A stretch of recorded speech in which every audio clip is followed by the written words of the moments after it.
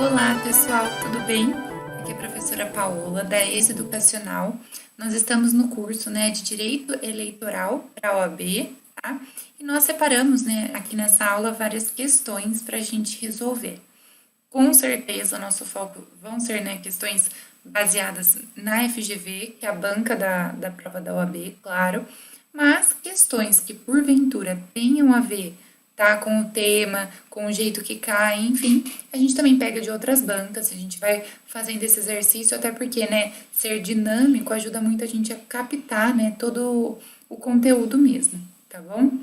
Antes da gente começar a aula de hoje, eu vou me apresentar para vocês. Meu nome é Paola, como eu falei, eu sou professora aqui da ESE Educacional, sou formada em Direito pela PUC Campinas e fiz mestrado em Direitos Humanos e Desenvolvimento Social, com ênfase na linha de pesquisa de cooperação internacional e direitos humanos, também na PUC Campinas, tá?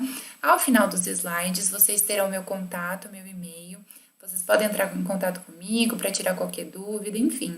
Eu e também todo o time da ESO estamos sempre à disposição para ajudar vocês. A gente torce muito para excelentes resultados e voltem para contar para a gente como é que foi na prova.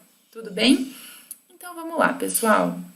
Começando questões de direito eleitoral, tá bom? A junta eleitoral, ela é composta, letra A, por um juiz de direito e por 2 ou 4 cidadãos de notória idoneidade. Letra B, por um juiz de direito e por 3 ou 5 cidadãos de notória idoneidade, sendo um dos cidadãos nomeados presidente. Letra C, por um juiz de direito e por 2 ou 4 cidadãos de notória idoneidade, sendo um dos cidadãos nomeados presidente. Letra D, por último, pelo juiz de direito, mesário e escrutinadores em número máximo de 5 cidadãos de notória idoneidade, através de nomeação ou designação pelo Tribunal Regional Eleitoral. E aí, nesse caso, a gente está perguntando da junta eleitoral, qual alternativa vocês colocariam? Seria a letra A, tá, pessoal? Por quê? Porque a letra A, olha só o que ela fala. Ela fala que a junta eleitoral ela é composta por um juiz de direito e por 2 ou 4 cidadãos de notória idoneidade. Corretíssimo, tá? É exatamente isso. A junta eleitoral, além de ser um órgão temporário, ela tem essa característica de formação. Isso está no artigo 36 do Código Eleitoral, quando ele faz referência, tá, às juntas eleitorais. Tudo bem? Ele fala o seguinte, ele estabelece que ela se compõe de um juiz de direito, que a presidirá, e de 2 ou 4 cidadãos de notória idoneidade. Tranquilo? Então, vamos para a próxima. Não se incluem entre as fontes do direito eleitoral as... Então, quais dessas 5 opções não são consideradas fontes do direito eleitoral? Letra A, as resoluções do Tribunal Superior Eleitoral. Letra B, as decisões jurisprudenciais. Letra C, as leis estaduais. Ou letra D, as normas da Constituição Federal. Letra E, leis federais. Qual dessas 5 não se inclui entre fontes de direito eleitoral? Pessoal, a correta seria a gente marcar a letra C, que são as leis estaduais, tá bom? Isso porque quando a gente fala de resoluções do TSE, do Tribunal Superior Eleitoral, é errado dizer que elas não são fontes formais, tá? Ela é uma fonte formal direta do direito eleitoral. Quando a gente fala de decisões jurisprudenciais, também é errado falar que não é fonte, porque é sim, é fonte formal direta do direito eleitoral. O item D, que eram as normas da Constituição Federal, ele é uma fonte formal direta também, tá? A letra C está correta, lei estadual não é uma fonte do direito eleitoral, portanto, seria ela. Tranquilo? Vamos para a próxima, então. Legislar sobre direito eleitoral é competência, letra A, prerrogativa da União.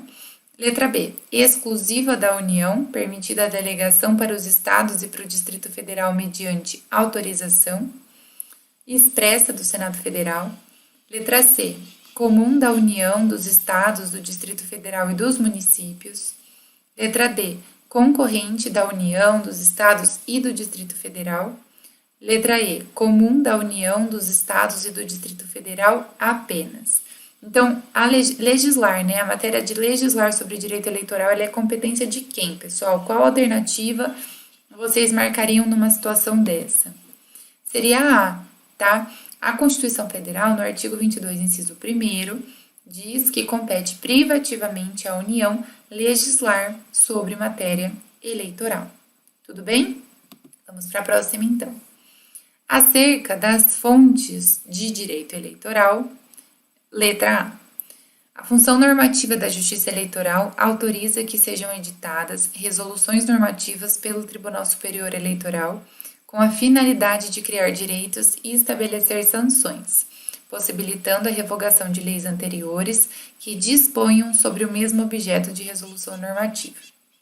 Letra B. As normas eleitorais devem ser interpretadas em conjunto com o restante do sistema normativo brasileiro, admitindo-se a celebração de termos de ajustamento de conduta previstos na Lei 7.346 de 85, que disciplina a ação civil pública, desde que os partidos políticos transigam exclusivamente sobre as prerrogativas que lhes sejam asseguradas. Letra C. O Código Eleitoral define a organização e a competência da Justiça Eleitoral, podendo ser aplicado apenas apesar de a Constituição Federal prever a necessidade de lei complementar para tanto. Letra D.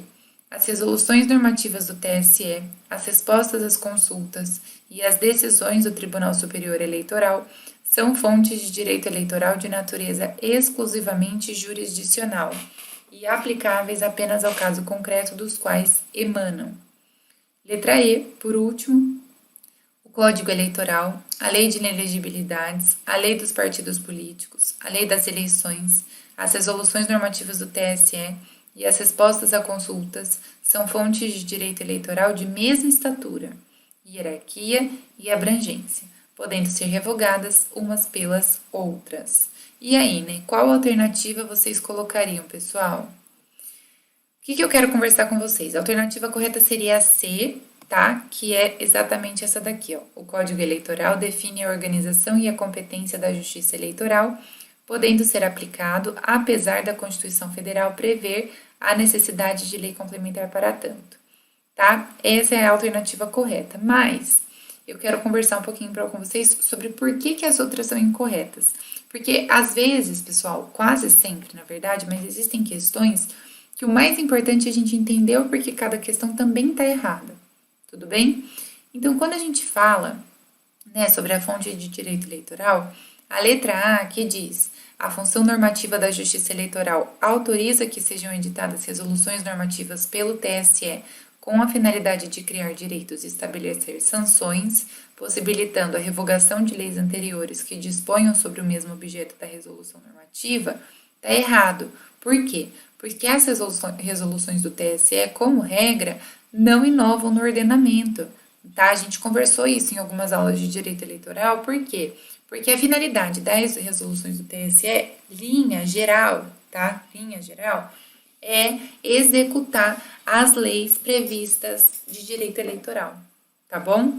Outro ponto, pessoal, a letra B, que falava, né, as normas eleitorais devem ser interpretadas em conjunto com o restante do sistema normativo brasileiro, admitindo-se a celebração dos termos de ajustamento de conduta previstos na Lei 7.346 de 85, que disciplina a ação civil pública, desde que os partidos políticos transigam exclusivamente sobre as prerrogativas que lhes sejam asseguradas.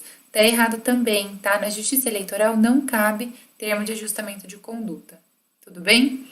A letra D também tá errada porque, olha só, ela fala que as resoluções normativas do TSE, as respostas às consultas e as decisões do TSE são fontes de direito eleitoral de natureza exclusivamente jurisdicional e, portanto, aplicáveis apenas ao caso concreto dos quais emanam. Essa questão também está errada, tá? Por quê, pessoal? Não há que se falar, né? É incorreto afirmar. Porque a primeira parte até está correta, né? Mas a hora que fala da afirmação de que só é aplicável para o caso concreto de origem, essa afirmação acaba invalidando a questão, ainda que ela tenha partes corretas, tá bom? E por último, tá errado falar, né, que todas aquelas normas, a lei de inelegibilidade, a lei das eleições, enfim, que todas elas têm mesma hierarquia e que uma pode revogar a outra. Tá errado dizer isso, tá? Por isso que a correta é a alternativa C, quando diz que o Código Eleitoral define a organização e competência da Justiça Eleitoral. Tudo bem? Então vamos para a próxima. O princípio que sustenta a ideia de que o intérprete da norma deve manter a aplicação da lei estritamente vinculada às limitações por ela impostas a candidatos e eleitores é o da alternativa A, vedação da restrição de direitos políticos. Letra B, democracia partidária. Letra C, responsabilidade solidária. Letra D, periodicidade da investidura. Letra E, celeridade da justiça eleitoral. Qual vocês colocariam que é considerado o princípio que sustenta a ideia de que o intérprete da norma tem que manter a aplicação da lei estritamente vinculada às limitações por ela impostas a candidatos e eleitores? Pessoal, nesse caso é a alternativa A, tá? É o princípio da vedação da restrição de direitos políticos. Significa dizer que o intérprete da norma tem que se vincular às limitações já existentes de forma expressa no caso da aplicação da lei. Ele não pode criar uma interpretação restritiva que prejudique de alguma forma aquela efetivação da norma. Tudo bem? E agora, pessoal, a gente vai para a próxima questão, tá bom? Então, vamos lá. O princípio constitucional da anualidade ou da anterioridade da lei eleitoral, letra A, não abrange resoluções do TSE que tenham caráter regulamentar. Letra B, não repercute sobre decisões do TSE em casos concretos decididos durante o processo eleitoral e que venham a alterar a jurisprudência consolidada. Letra C, estabelece período de vacatio legis para a entrada em vigor das leis eleitorais. Letra D, tem aplicabilidade imediata e eficácia contida conforme a data do processo eleitoral. Quando a gente fala do princípio da anualidade ou da anterioridade da lei eleitoral, o que ele tem como significado, como conceito? Bom, seria a letra A, né? Por quê, pessoal? O princípio da anualidade, ele serve, né? A função dele é para quê? Normas que alterem de forma substancial o direito eleitoral, né, principalmente no que a gente está falando aqui de eleição, ele só vai ter efetividade depois de um ano, na verdade falando, né, um ano e um dia, tá? Mas o lapso de um ano que ele não surtirá efeitos, ou seja, ele tem uma eficácia contida, tá? A norma, ela tem vigor na data da publicação, ela não tem nem vacatio legis, mas quando a gente está falando sobre a eficácia, ela é eficácia contida, que tem que respeitar esse lapso de um ano, tá? Acontece que o princípio constitucional da anualidade, né, ou chamado de anterioridade da lei eleitoral também, de fato, ele não abrange resoluções do TSE que têm um caráter regulamentar, porque eu estou falando de normas que alterem substancialmente. Se eu estou fazendo uma resolução no TSE só para regulamentar um assunto, ele não precisa cumprir o princípio constitucional da anualidade ou da anterioridade anual, da lei eleitoral. Tudo bem? Então, vamos para a próxima. Assinale a opção correta no que diz respeito aos princípios do direito eleitoral. Letra A. O termo poliarquia é usado tanto para designar uma democracia representativa moderna, como para distinguir esse tipo de regime daqueles não democráticos. Letra B. A democracia direta é caracterizada pelo voto de igual valor de todos os eleitores e pela provisoriedade da ocupação de mandatos de representação. Letra C.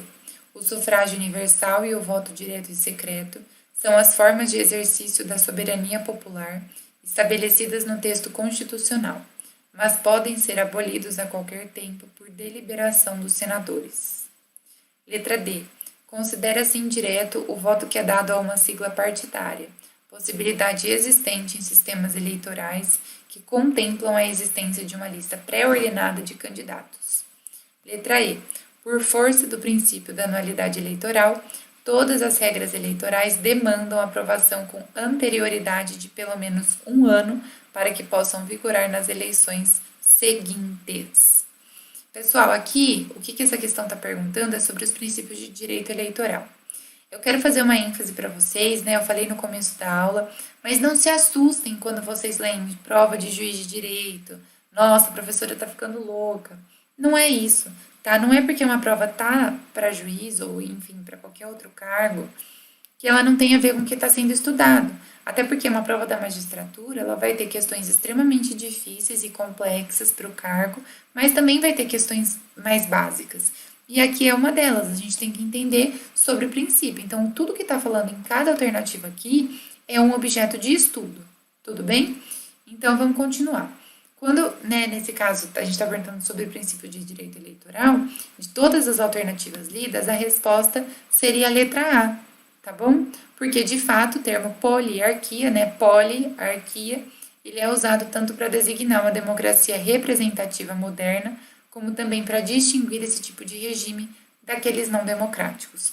Né? Lembrando que o Brasil tem o regime de democracia representativa. Tudo bem? Vamos para a próxima, então. Situada no capítulo da Constituição Federal dedicado aos direitos políticos, a anterioridade da lei eleitoral desempenha função de caráter estruturante da ordem jurídica eleitoral. Tem por finalidade assegurar estabilidade e segurança ao processo eleitoral, modificações legislativas casuísticas que, ante a proximidade do pleito, alterem os seus parâmetros de forma a promover desequilíbrio entre partidos e candidatos.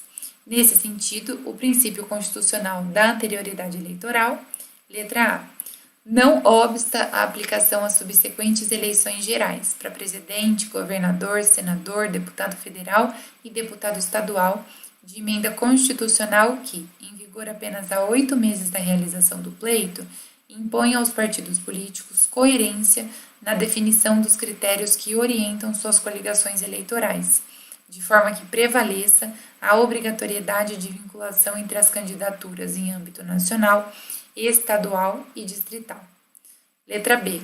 Impede a aplicação à eleição subsequente de lei que, em vigor apenas há 8 meses da realização do pleito, estabeleça a responsabilidade solidária do candidato com o administrador da campanha pela veracidade das informações financeiras e contábeis apresentadas à Justiça Eleitoral, exigindo que ambos subscrevam a respectiva prestação de contas. Letra C. Impede a aplicação à eleição subsequente de lei que, em vigor há apenas 11 meses da realização do pleito, limite, durante campanha eleitoral, a horário compreendido entre as 8 e as 24 horas, a realização de comícios e a utilização de aparelhagem de sonorização fixa. Letra D. Não obsta a aplicação à eleição subsequente de lei que, em vigor apenas há 8 meses da realização do pleito, determine a proibição a partidos e candidatos de receber doação em dinheiro ou estimável em dinheiro procedente de entidades beneficentes e religiosas, como de organizações não governamentais que recebam recursos públicos. Letra C. Impede a aplicação... Letra E, né? A professora tá doida. Letra E. Impede a aplicação à eleição subsequente de lei que, em vigor apenas há 8 meses da realização do pleito, determine a proibição de doações em dinheiro, bem como de troféus prêmios, ajudadas, né? Ajudas de qualquer espécie feitas por candidato entre o registro e a eleição de pessoas ou pessoas jurídicas, físicas ou jurídicas. Aqui estava pequenininho a letra, tá, pessoal? Bom, nesse caso, o que ele está perguntando? O que significa o princípio da anterioridade eleitoral, tá? Na verdade, ele não está perguntando nada muito complexo, percebam? Nesse caso, a resposta seria a letra D, tá? O princípio da anterioridade ou da anualidade, né, da lei eleitoral, ele de fato não obsta a aplicação à lei subsequente de lei, que em vigor apenas há 8 meses da realização do pleito, determina, por exemplo, a proibição a partidos e candidatos de receber doação em dinheiro ou estimável em dinheiro procedente de entidades beneficentes e religiosas, bem como de organizações não governamentais que recebam recursos públicos. Está correto afirmar isso, tá bom? Vamos para a próxima, então. A Constituição Federal de 88 prevê que a lei que alterar o processo eleitoral entrará em vigor na data de sua publicação, não se aplicando à eleição que ocorra até 1 ano da data de sua vigência. Olha como cai o princípio da anualidade, hein, gente? A professora já deu a resposta aqui, mas é porque cai muito, tá? Tal previsão constitucional é considerada uma pedra angular do direito eleitoral e conhecida como princípio da letra A, anualidade eleitoral, letra B, periodicidade eleitoral, letra C, segurança jurídico-eleitoral, letra D, estrita legalidade eleitoral. E aí, qual seria a alternativa? Seria A, tá, pessoal? É o princípio da anualidade eleitoral, que cai muito, muito em prova. Tudo bem? Vamos para a próxima. Se, hipoteticamente, tivesse sido sancionado no dia 15 de maio de 2018 um projeto de lei que alterasse a Lei Federal 9.504 de 97, que estabelece as normas gerais para as eleições no Brasil, modificando em larga medida a disciplina da propaganda eleitoral, é correto dizer que a nova lei, letra A, não poderia ser aplicada às eleições de outubro de 2018, em razão da incidência do princípio da lisura das eleições. Letra B. Poderia ser aplicada às eleições de outubro de 2018, em razão da incidência do princípio da democracia. Letra C. Não poderia ser aplicada às eleições de outubro de 2018, em razão da incidência do princípio da anualidade eleitoral. Então, pessoal, o que eu trago nessa questão, né? Olha só, se for sancionado, tá? Dia 15 de maio de 2018, um projeto de lei que altera a lei, né, 9.504 de 97, estabelece normas gerais, né, para as eleições no Brasil. E olha o destaque aqui, que vocês tinham que ter prestado atenção nessa leitura. Ou seja, aqui estava o pulo do gato, né? Modificando em larga medida a disciplina da propaganda eleitoral, em razão disso, tá? A alternativa seria a C. Por quê? De fato, uma modificação dessa não pode ser aplicada às eleições de outubro de 2018, se foi alterado em maio de 2018, tá? Em razão justamente da incidência do princípio da anualidade eleitoral. Por quê? Porque modificou em larga medida. O enunciado deixou isso muito claro, tá? Então, a gente não pode se confundir. Vamos para a próxima. Assinale a alternativa que corretamente discorre sobre os princípios do direito eleitoral. Letra A.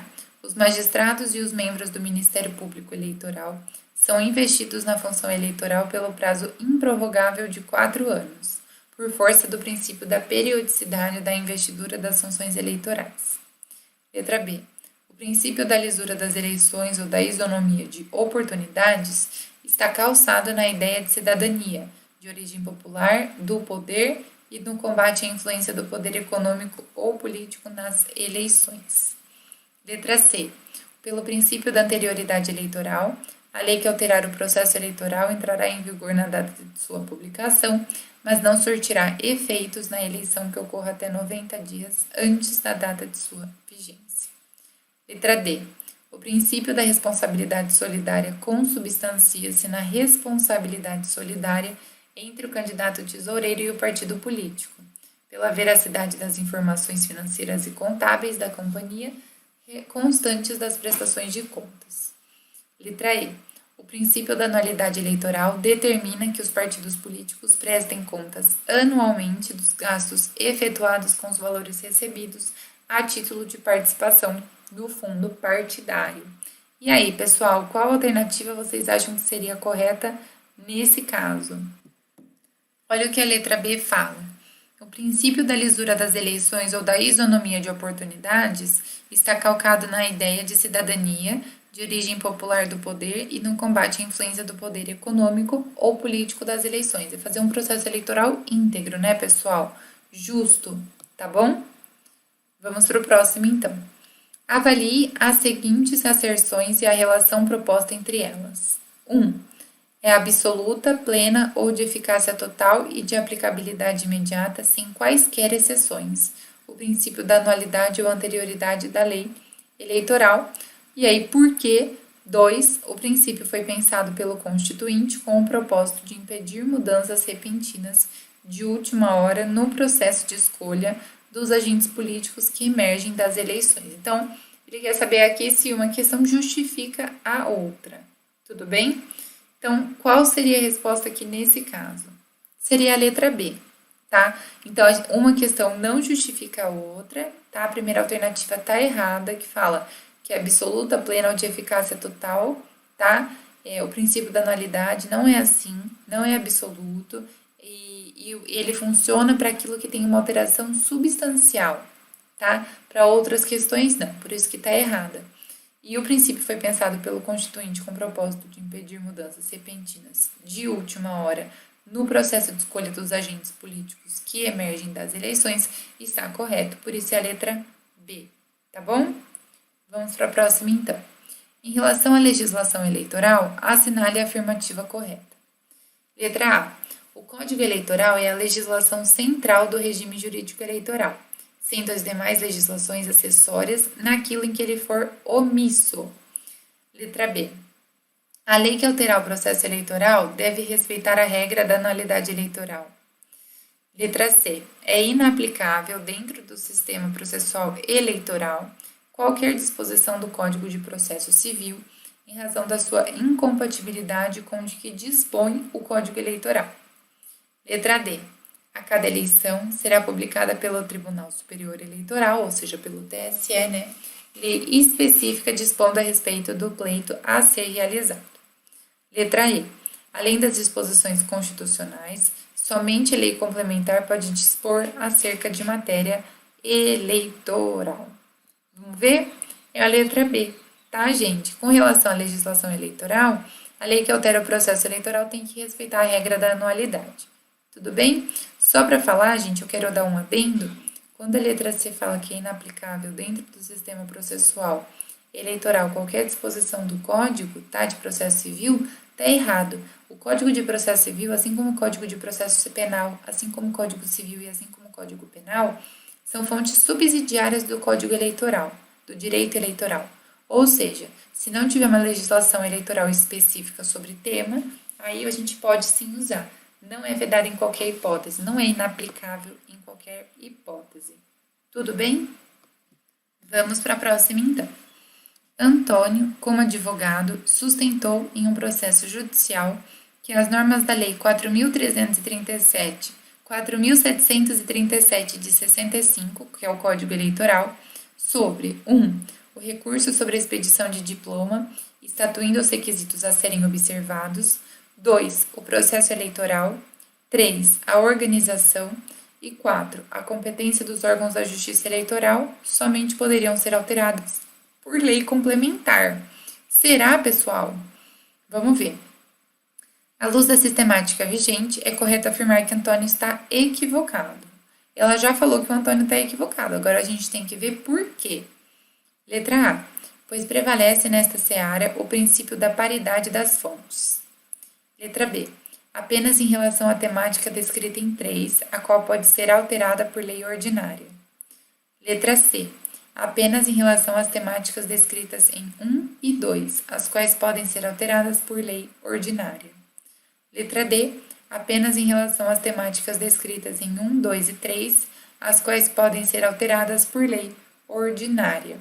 Então, por que o Antônio está errado ao sustentar que o recurso sobre expedição de diploma, estatuindo os requisitos a serem observados, processo eleitoral, organização e competência, só pode ser alterado por lei complementar? Alguma parte dessa está errada. Qual vocês acham que é? Pessoal, a parte errada, tá bom? Seria a letra C. Por quê?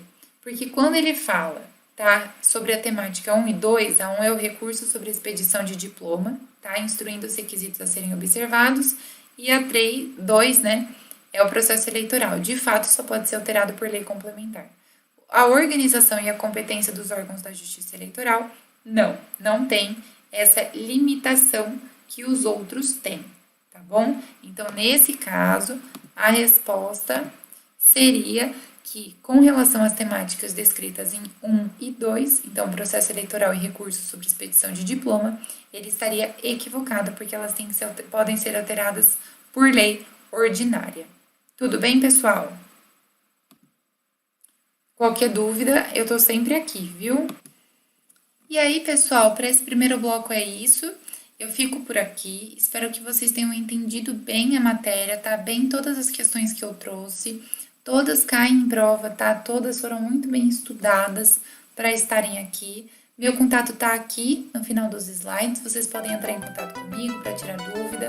Eu e todo o time da ESO, como eu falei, estamos à disposição e torcemos por vocês. Até lá!